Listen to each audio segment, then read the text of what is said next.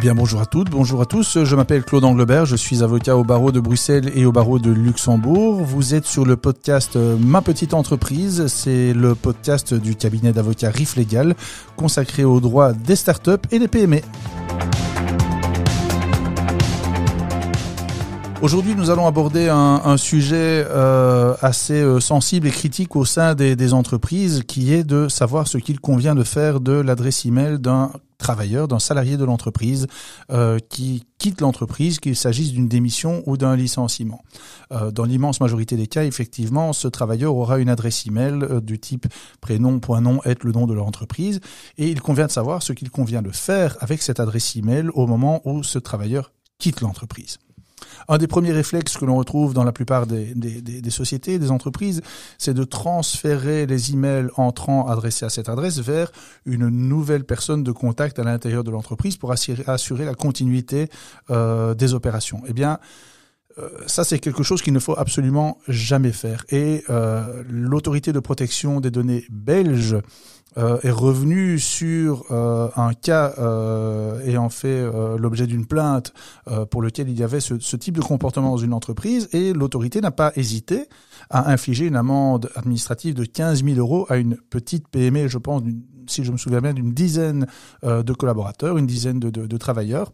Donc 15 000 € d'amende pour avoir forwardé les courriers électroniques adressés à une adresse email d'un travailleur ne faisant plus partie de l'entreprise à un nouveau contact. Il ne faut jamais faire ça. Que faut-il faire ?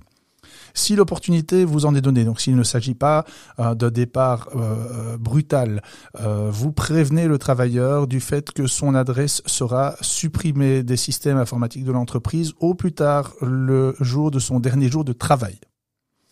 Pendant cette période, entre le moment où vous l'informez et son dernier jour de prestation de travail, vous lui donnez la possibilité de faire une copie de tous les courriers électroniques qui lui sont privés et personnels.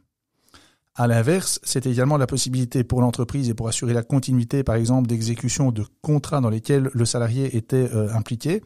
C'est l'opportunité pour l'entreprise d'effectuer une copie, elle aussi, des courriers qui lui sont utiles. Mais attention, cette copie doit se faire avant le dernier jour de travail et en présence du travailleur. Lorsque le dernier jour de travail arrive, vous installez et vous configurez sur les services de messagerie un répondeur automatique.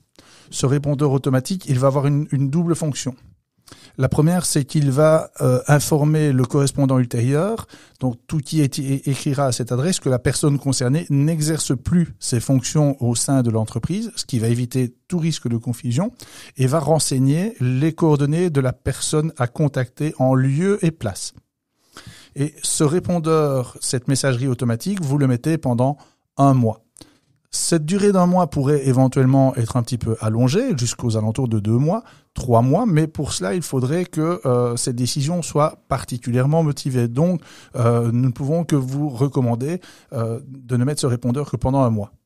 Au bout de ce mois, l'adresse email est tout simplement supprimée des systèmes informatiques. Et il est hors de question d'encore accéder à cette boîte mail et d'y répondre.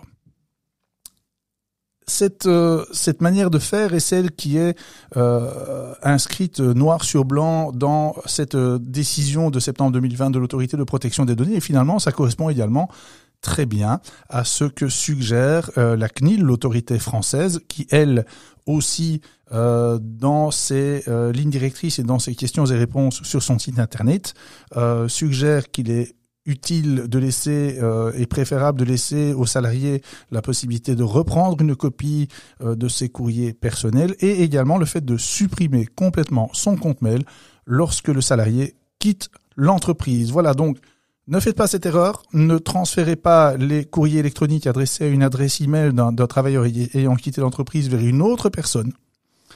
Ce serait en soi une violation du règlement sur la protection des données à caractère personnel, le fameux RGPD. Contentez-vous d'informer la personne de la suppression de son compte.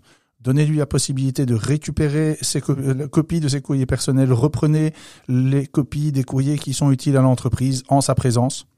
Mettez un autorépondeur qui va informer que la personne ne fait plus partie de l'entreprise et qu'on peut désormais contacter X, Y ou Z au sein de l'entreprise. Et au bout d'un mois après le départ du salarié, vous coupez et vous supprimez complètement cette adresse email.